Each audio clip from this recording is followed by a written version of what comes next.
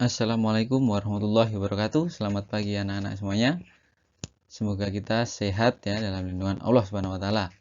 Baik, anak-anak, pada kesempatan kali ini kita akan membahas mengenai penyakit pada organ reproduksi. Nah, betapa pentingnya menjaga kesehatan reproduksi agar kita terhindar dari berbagai penyakit. Nah, apa aja penyakitnya? Maka kita akan bahas pada pertemuan pagi hari ini. Tapi sebelumnya kita awali dulu dengan membaca basmalah bersama-sama. Bismillahirrahmanirrahim. Nah, sistem reproduksi merupakan sistem yang sangat rentan terhadap kelainan atau suatu penyakit. Nah, oleh karena itu, pada bagian ini kita akan membahas apa saja penyakit dan kelainan yang terjadi pada sistem reproduksi manusia.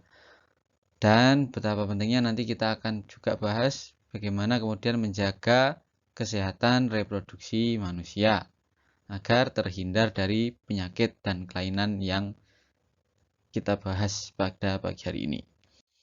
Nah, adapun penyakit dan kelainan pada sistem reproduksi itu diantaranya adalah AIDS, ya, yang diakibatkan oleh virus HIV, ada gonor ya atau penyakit kencing nanah, ada sifilis atau raja singa ya, ada herpes simplex, ada keputihan dan ada epididymistis, juga ada chlamydia.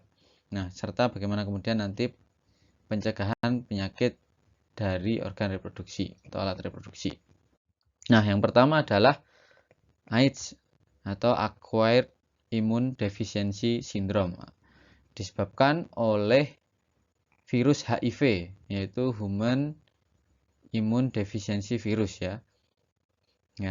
Jadi virus HIV ini menginfeksi orang, menginfeksi manusia itu pada 4 sampai 5 sampai 7 tahun pertama dia akan seperti orang sehat ya. Tapi yang diserang adalah sistem kekebalan tubuhnya. Yang diserang adalah imun, mekanisme pertahanan tubuhnya. Sehingga ketika dia kena penyakit, nah dia tidak mudah untuk sembuh ya. Nah, jadi lama-lama dia kekebalan tubuhnya semakin menurun dan dia akan mudah terkena penyakit yang lain. Ketika dia kena penyakit yang lain, dia susah untuk sembuh. Atau sariawan pun dia bisa lama sekali untuk sembuh. Makanya jangan sampai kita terkena si virus ini. Nah, bagaimana penularannya? Dia dapat dinularkan oleh hubungan seksual, transfusi darah, ya, serta penggunaan jarum suntik yang bersamaan dengan penderita HIV ini. Nah, kematian juga dapat diakibatkan oleh virus ini, tetapi bukan karena virus yang menyerang organ, tetapi menyerang sistem kekebalan. Jadi sehingga ketika ada virus-virus yang lain masuk, kekebalan tubuh tidak terbentuk, maka sulit untuk sembuh. Ya. Jadi itu. Nah, kemudian yang kedua ada gonore, yaitu kencing nanah. Disebabkan oleh bakteri Neisseria gonorrhoeae. Yang diserang adalah organ reproduksi laki-laki dan organ reproduksi perempuan. Yang ada vagina, oviduk pada reproduksi perempuan, sedangkan epididymis dan kelenjar prostat pada reproduksi laki-laki. Nah, ketika dia tidak segera diobati, dia dapat menjalar hingga mata dan selaput otak. Bahkan tidak jarang dia bisa mengakibatkan kebutaan, khususnya pada bayi. Karena ketika seorang ibu yang mengandung bayi itu terinfeksi bakteri ini, yang menyebabkan kencing nanah ini, dia akan diturunkan ke bayi. Dan apabila tidak ditangani dengan cepat, dia akan mengakibatkan kebutaan pada si bayi. Ya. Bahkan juga akan mengakibatkan kemandulan. Nah, yang selanjutnya ada sipilis atau raja singa. Ya. Penyakit sipilis ini disebabkan oleh bakteri Treponema pallidum. Ya. Nah, bakterinya kurang lebih seperti spiral seperti ini ya bentuknya. Nah, si bakteri sipilis ini dia dapat menular melalui hubungan seksual, ya. Nah, penyakit ini juga terdiri atas beberapa tingkat. Pada tingkatan dia ketika sudah parah ya, dia juga akan bisa menyerang syaraf hingga otak ya. Jadi ketika bakteri ini menyerang suatu penyakit, menyerang suatu bagian tubuh, dia akan bagian tubuh itu akan terjadi luka atau peradangan. Nah, di gambar ini ada contoh yang menyerang mulut ya. Dia mengalami luka, infeksi pada bagian mulut. Nah, Raja Singa ini juga cukup menjadi penyakit menular seksual yang harus dihindari. Jangan sampai naudzubillah kita untuk terkena penyakit-penyakit seperti ini ya. Jadi ketika pencegahannya yaitu dengan tidak melakukan hubungan seksual secara bebas ya. Karena itu juga haram, dilarang agama. Kemudian diakibatkan oleh jarum suntik juga, dia bisa menular lewat cairan serta luka terbuka. Jadi ketika terjadi luka terbuka, mengenai luka terbuka juga dia juga akan cepat bisa menginfeksi. Nah, yang selanjutnya ada herpes genital. Ya, herpes ini disebabkan oleh herpes simplex tipe 2. Ya, jadi ciri yang ditimbulkan dari virus ini adalah rasa gatal, kulitnya memerah, melepuh. Ya, jadi kalau lepuhannya ini bisa mudah pecah, dia akan mengakibatkan luka juga. Ya, dapat disebarkan atau ditularkan melalui kontak fisik dengan penderita herpes. Ya, rasa sakit yang terbakar ini sangat luar biasa ya. Jadi dia juga dapat menyerang organ-organ lain ketika dia tidak segera diobati. Nah, yang selanjutnya adalah keputihan. Ya, penyakit keputihan ini diakibatkan oleh penyebabnya atau diakibatkan oleh jamur ya, yaitu jamur Candida albicans ya.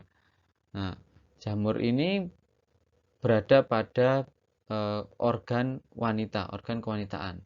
Biasanya ditandai oleh adanya cairan putih kekuningan ya atau keabuan yang keluar dan cairan dengan bau tidak sedap dan menyebabkan gatal. Nah, jika tidak ditangani dengan baik, dia akan mengakibatkan kerusakan pada organ wanita. Ya, penyebabnya diantaranya adalah kekurangan atau kurang dijaganya kebersihan pada organ kewanitaan. Ya, jadi karena tidak rutin membersihkan, dia dapat mengakibatkan keputihan atau disebut juga flur albus ya. Nah, jadi penyakit keputihan ini juga sering dijumpai pada perempuan yang hamil serta perempuan yang mengalami atau mengidap kencing manis karena dia akan tumbuh pada kondisi lingkungan yang hangat dan lingkungan yang mengandung banyak gula gitu. Mengandung ya manis gitu. Karena seorang yang mengidap diabetes, dia kandungan kadar gulanya tinggi dalam tubuh. Serta di kencing juga tinggi. Ya. Yang diselang adalah alat reproduksi si wanita. Nah, selanjutnya adalah epididymitis. Penyakit ini itu diakibatkan oleh iritasi zat kimia serta komplikasi prostatektomi, ya, yaitu infeksi oleh mikroorganisme. Nah, ditandai oleh nyerinya dan pembengkakan pada skrotum serta keluarnya nanah pada uretra. Juga terdapat darah pada cairan sperma karena yang infeksi adalah si saluran epididymisnya, saluran pematangan sperma. Nah, karena terjadinya infeksi ini kemudian menyebabkan peradangan pada saluran epididymis, kerusakan organ dalam. Dia bisa mengakibatkan kemandulan juga. Dia ditularkan melalui hubungan seksual ya. Makanya dalam Islam tidak boleh dan melarang hubungan seksual secara bebas. Nah, kemudian selanjutnya ada penyakit chlamydia, yaitu yang diakibatkan oleh bakteri Chlamydia trachomatis ya. Ya, yang diserang adalah ovarium dan oviduknya. Ya, menimbulkan peradangan pada vagina dan oviduk perempuan. Ya, jika tidak diobati dengan baik, dia dapat mengakibatkan kemandulan atau kehamilan ektopik.